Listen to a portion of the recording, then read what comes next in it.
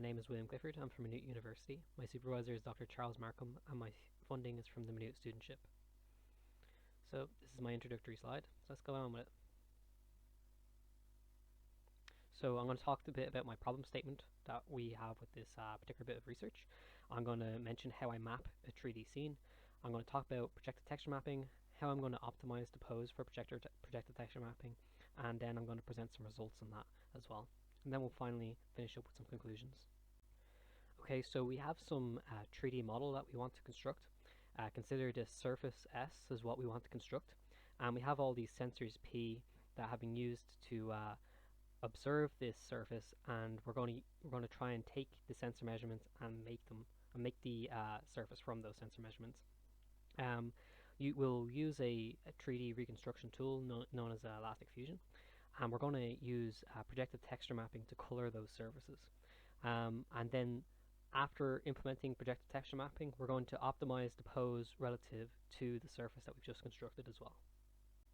So the sensor measurements that we're going to use for this 3D model are going to be from the ICL NUIM dataset, and they're going to be composed of RGBD frames.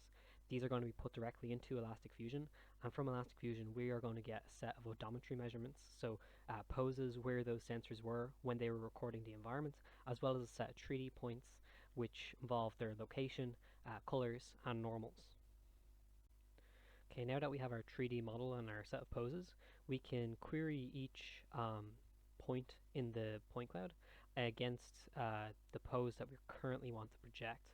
So say we have some point P here, we can basically say, alright, well, which projector do you want to turn on? Depending on that projector, we have a rotation and a location for that projector, which is captured in P sub T, where the T is the timestamp for that particular projector. K is going to be the intrinsics for the camera, which is shared by all cameras in the trajectory. And pi here is going to be the function that dehomogenizes the point P, because we're going to have them in homogeneous coordinates for the perspective transformation. This should leave us with some 2D coordinates that we can find within the image itself that we want to project. Okay, so we're going to show a quick example of what projective texture mapping looks like unmodified. So as you can see here, there's a lot of jaggedness over the surfaces because they're not aligning up perfectly with the model that they're projecting onto. Alright, so this is the main issue we're trying to resolve here with our optimization.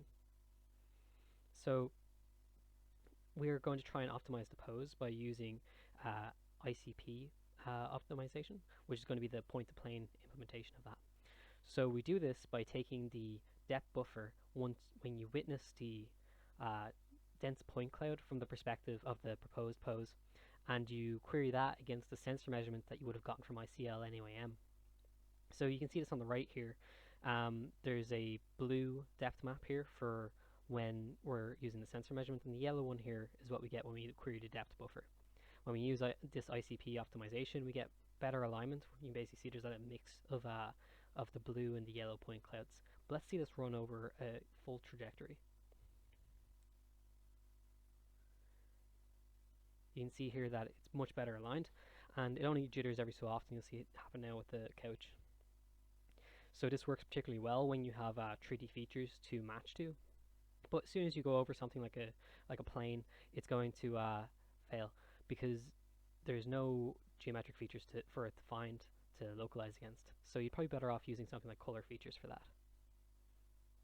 So to measure our results quantitatively, we compared the SIFT features that we find on the vertex colors of the model from the perspective proposed by Elastic Fusion for whatever poses we had for the perspective projection.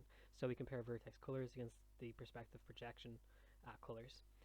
We do this for every frame within the trajectory from the living room dataset, and we find that the post-optimization performs quite a bit better than the pre-optimization, so long as there are geometric features for it to localize against. So in conclusion, we find that aligning the model based off of geometric features works well when there are good features to bind against, of course, and if we want to localize while there are mostly texture features instead of geometric, we would prefer to use color features. We find that reprojection error coincides quite well with a measurement of how well projective texture mapping is going to work in the end. that's my talk. So if you have any questions, I'll be happy to answer them.